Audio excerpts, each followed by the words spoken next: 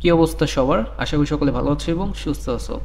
So এখনো পর্যন্ত যারা কলেজে অ্যাডমিশন নিতে পারো নাই বা ভর্তি হতে পারো নাই, আজকের ভিডিওটি তাদের জন্য খুবই গুরুত্বপূর্ণ।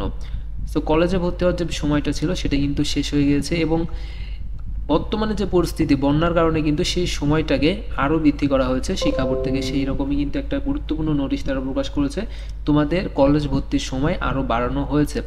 সো লক্ষ্য করো, বন্যা পরিস্থিতির কারণে কলেজের একাদশ শ্রেণীতে অনলাইনে চতুর্থ ধাপে নির্বাচিত শিক্ষার্থীদের ভর্তি নিশ্চয়ন ও মূল ভর্তির সময় বাড়ানো হয়েছে।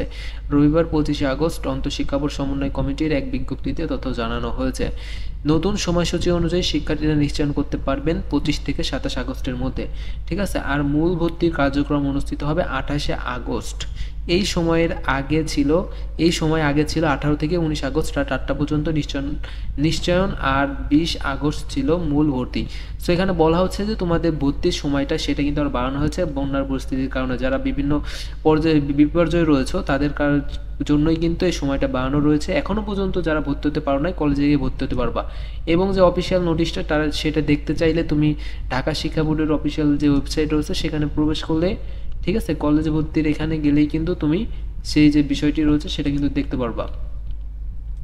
কলেজ সংক্রান্ত এখানে কলেজে বিজ্ঞপ্তিতে যাওয়ার পর এই যে এইখানে তোমার যে ভর্তির সময়সীমা যে অফিসিয়ালভাবে নোটিশটা প্রকাশ করছে এখানে দেখতে পাচ্ছ। সেখানে বলা হচ্ছে 2024 থেকে 25 শিক্ষাবর্ষের একাদশ শ্রেণীতে অনলাইনের মাধ্যমে শিক্ষার্থীদের ভর্তি নিশ্চয়ন ও ভর্তির সময়সীমা পুনরায় বৃদ্ধি প্রসঙ্গে।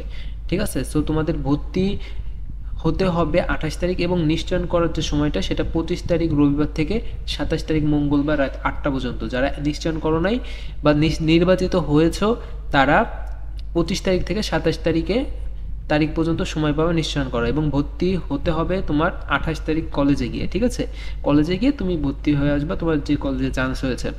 আচ্ছা, এখানে আরও একটা প্রশ্ন আসে যে যারা নির্বাচিতই হয়নি, যারা কোনো কলেজ পায়নি, তারা সেক্ষেত্রে কী করতে পারে? সো তারা একটি কাজ করতে পারো, তোমার যে আশেপাশে যে কলেজ বা যে কলেজের খোঁজ খবর নিতে পারো যে কোন কলেজে তোমার সিট ফাঁকা রয়েছে। সো যেই কলেজে সিট ফাঁকা রয়েছে সেই কলেজে গিয়ে ম্যানুয়ালিভাবে তুমি তোমার যে বিষয়টি রয়েছে ভর্তি হওয়ার যে বিষয়টি, সেই প্রিন্সিপালদের সাথে বা অধ্যক্ষ যে রয়েছে তাদের সাথে তুমি যোগাযোগ করে কথা বলে কলেজে গিয়ে ভর্তি হতে পারবা। ঠিক আছে, অনলাইনে যারা নির্বাচিত হওনি তাদের জন্য।